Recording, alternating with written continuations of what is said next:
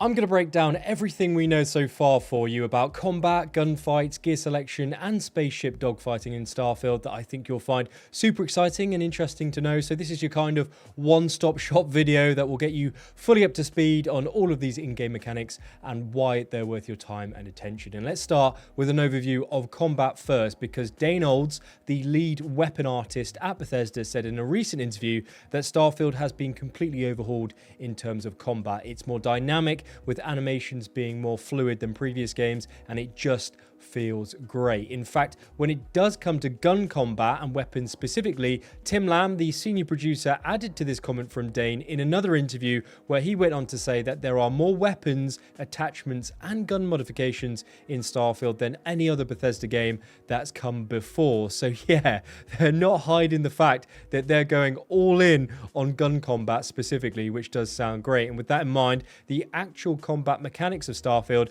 is based around dodging in and out of cover while reloading your magazines, as it doesn't have a strict cover-based mechanic system like the Division 2, for example, if you played that game, which means to avoid incoming ballistic fire, you'll need to position your character behind an obstacle or by purposefully crouching behind something to stop getting nuked, which for those of you who have played some mainstream first-person shooter games, this will be very familiar to you. That said, while we're on the topic of firearms, there's several categories of guns that you will be able to choose from, those being assault rifles, laser pistols, ballistic pistols, energy particle beam rifles, which we'll talk about more in just a moment, as well as sniper rifles, shotguns, and submachine guns. And as you may expect, or certainly hope for in a game like this, when equipping one of these type of guns, you won't be limited to just medium to long range combat if you don't want to play like that, as you can perform a gun bash maneuver when close quarters, which smacks enemies with the butt of your gun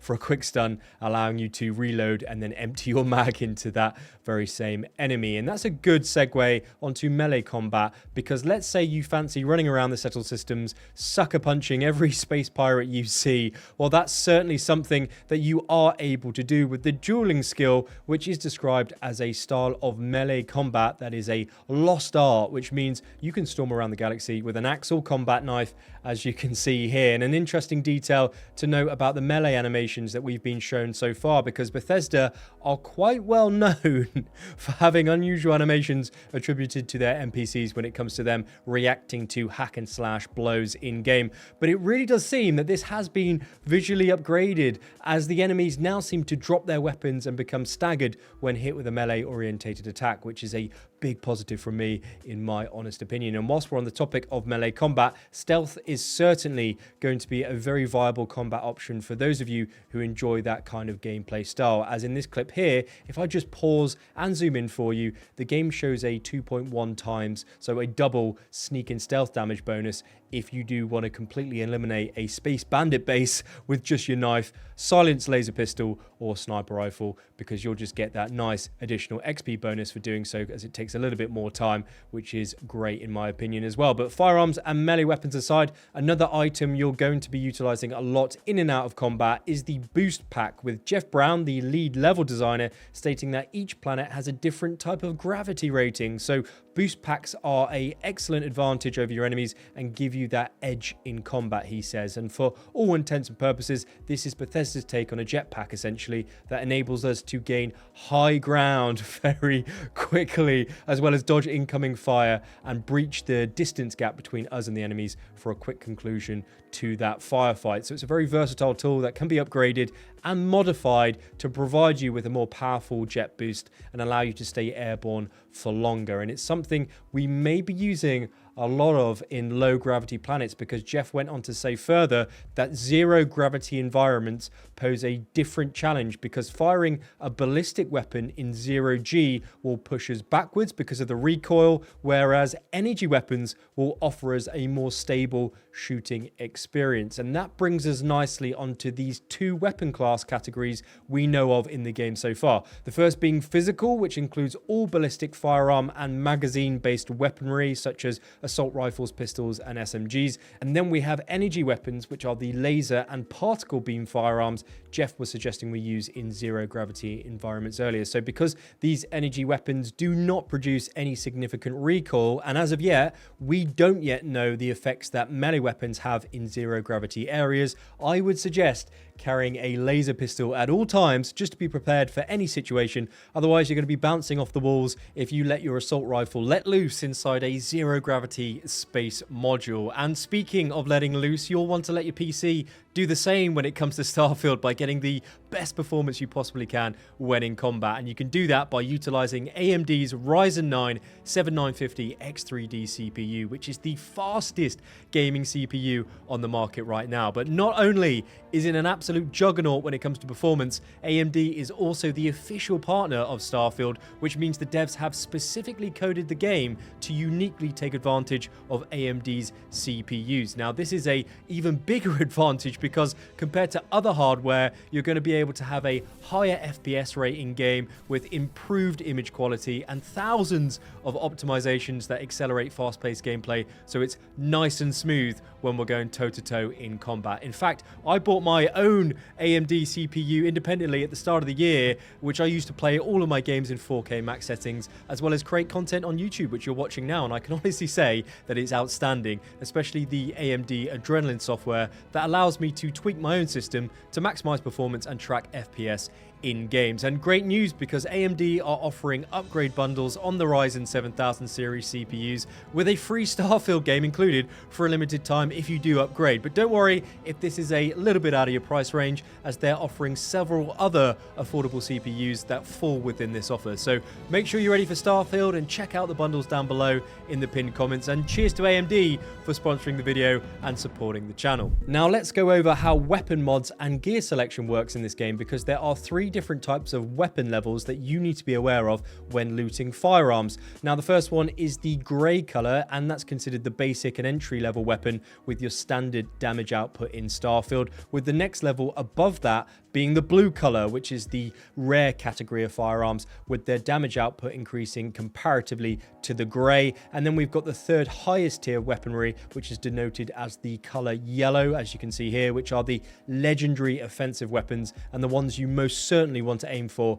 in Starfield, as they will offer you the biggest stat bonuses and damage output in combat. There's also several different individual stats that you do need to be aware of as well that highlight the quality of each weapon, with guns specifically showing the type of damage stat here, which is either physical ballistic bullets or energy based, followed by ammo type here and the number of rounds in its magazine, as well as its total effective range stat and how accurate the weapon is when firing on target, which works nicely in combination with the total fire rate of the gun, which is how fast it actually fires its ammunition, with the bottom row showing as mass, so how much it weighs essentially, which could impact your running or jetpacking speed in this game. And then we've got the value here, which is how much it's going to be worth in credits, or how much money you're going to get if you do decide to sell it to a vendor, with the final tab being the amount of modifications that you can have on this weapon in particular, and in this case that is 6. Now, as for melee weapons,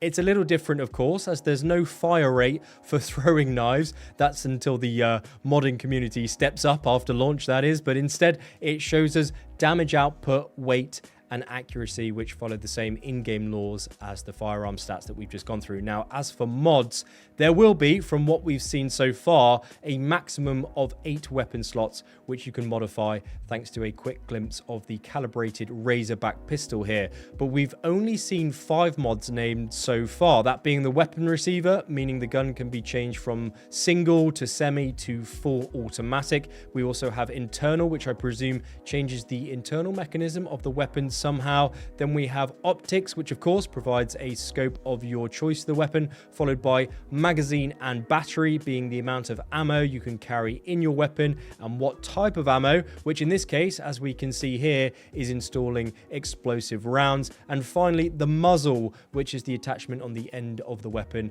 where you can add things like a silencer. So if you've played Call of Duty Warzone recently, it's going to be a familiar FPS mechanic when it comes to designing your gun, and I have no doubt we will get meta builds very quickly after launch. I'm actually looking forward to making a few of those videos myself. So if you are keen to get hold of a good build weapon early on in the game, I would save your credits and planetary resources that you collect to build a research laboratory station either in your ship or on an outpost, as this is where you're going to be able to invest your harvested resources into crafting these new modifications for your weapons, subsequently making them immensely more effective in combat. But weapons aside, what about gear in this game? Does it have any positive or negative effects when it comes to combat? Well, absolutely it does, but it's not exactly your traditional infantry gear selection that you may come to expect from open world RPG games, or in fact similar to several previous Bethesda titles, and that's because gear and equipment is broken up again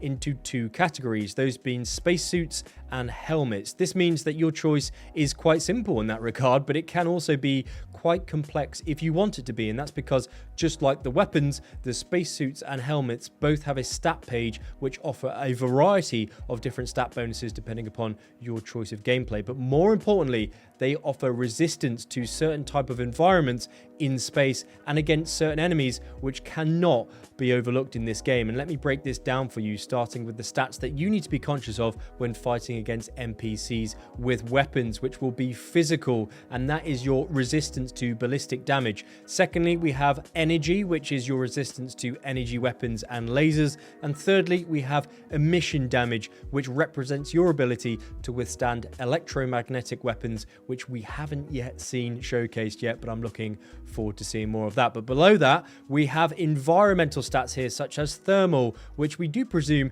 is how your gear stands up against hot and cold planets, with airborne being how well you face up against alien creatures that have the disease debuff, as well as poisonous planetary atmospheres. Next up, we have the corrosive stat, potentially being a nod to acid rain in this game or chemical wastelands, as well as radiation, which will be very familiar to you Fallout players, as this will quickly whittle down our health without the appropriate gear on. So in short, this is another game mechanic to keep in mind here, and something to review regularly if you do find yourself not being as effective as you would like after visiting a completely new planet and immediately jumping into combat. And that may be because your spacesuit or helmet just isn't designed to be worn on a toxic or poisonous planet with creatures that do offensively perform better because of that corrosive environment that they're in. Incidentally, Todd Howard, the game director, has confirmed that 10% of all of the planets in Starfield can support life, indicating that we will be able to remove our helmet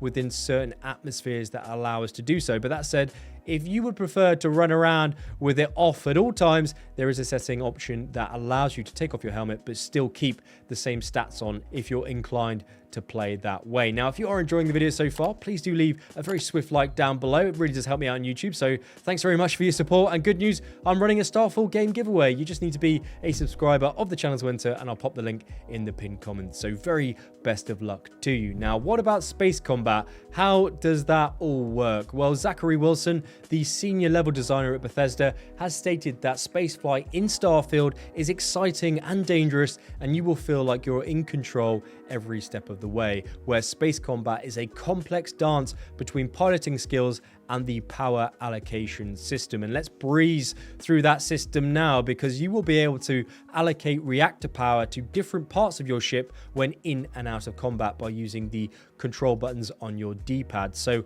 on the left, we have the offensive weapons of the ship, those being lasers, ballistic weapons, and missiles. And then to the right, we have engine power, shields, and the gravity drive. Now, below these selections, you'll see a number, and in this case, it's 14, which represents the power cores available from your reactor, which you can then distribute in real time while flying your spaceship. So if we want to make our ship faster, we'll increase our engine allocation, as you can see here, by utilizing the D-pad buttons on the Xbox controller. Or if we want to make a gravity jump very quickly, we'd then allocate our power allocation to the grav drive to do so, as you can see here. And of course, if you're about to head into a dogfight, allocating power cores to your shields and your weapons will give you an advantage offensively. So again, there is a lot of complexity and micromanagement here if you do want it, especially when you upgrade your reactor cores, but it is quite simple to understand once you get to know what you're dealing with. Now, one of my favorite features of space combat so far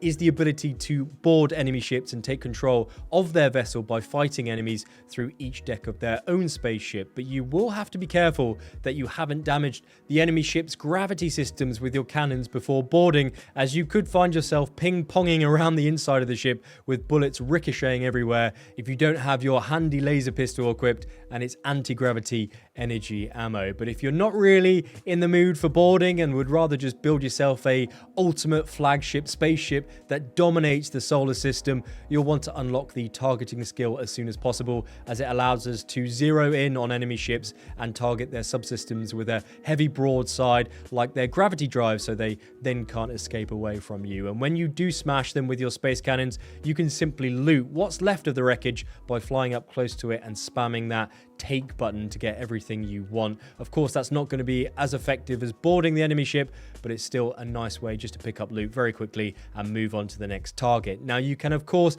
customize your ship and its weapon systems in detail, which I do break down for you in this video, which I think should be on my face right now. So give that video a click and hopefully I'll see you there in just a second. But if you're still here, big thanks to my co-content creator Nika for helping me make this video, and cheers to you for stopping by. Coffee is of course on me.